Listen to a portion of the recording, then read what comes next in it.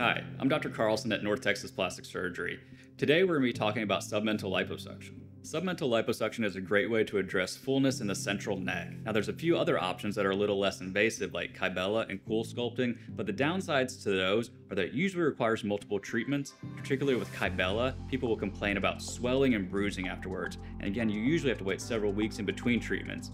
Cool sculpting, similarly, have to apply an applicator to the central neck and usually requires a few treatments separated by several weeks for patients to get their optimal results. With submental liposuction, it's a one-time treatment to address that fullness in the central neck. That's done through a single incision underneath the chin, and then we liposuction all the fat from the central neck. During surgery, the surgeon will use his other hand to feel how much fat is present in each particular area, so you can really make very fine adjustments during the surgery to get you the nice smooth contour that you're hoping for. In addition to that, we can perform another type of procedure called radiofrequency ablation, or face tight. It's done through the same incision as the liposuction, and what it does is it uses radiofrequency energy to help tighten the skin from underneath. So there's no actual skin excision, but it tightens the skin during the same surgery as the liposuction. So it really enhances the result and really enhances recovery afterward. Patients will typically ask about the recovery process from submental liposuction.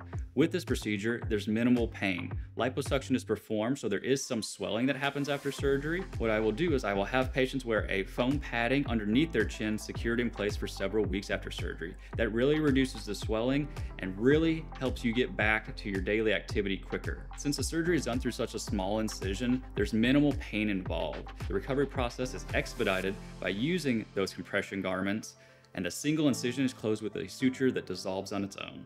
Not everyone is a candidate for this procedure. What really makes the difference is where that fat is located in the central neck.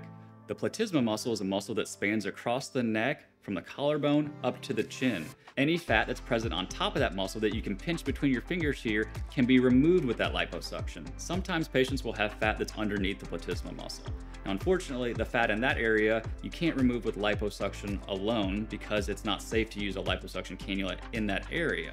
So in that instance, a patient would need a more invasive procedure like a neck lift. That typically requires slightly more invasive, longer incisions so the surgeon can actually remove the fat. He can then manipulate the platysma muscles to give you a nice contour to the neck and actually remove skin. Sometimes it will require incisions closer to a facelift incision by the ear, extending back into the hairline. But again, it's best to consult with your plastic surgeon to determine which treatment option is best for you. To learn more about this procedure, check out our website at northtexasplasticsurgery.com. And if you like videos like this, please like, comment, and subscribe below.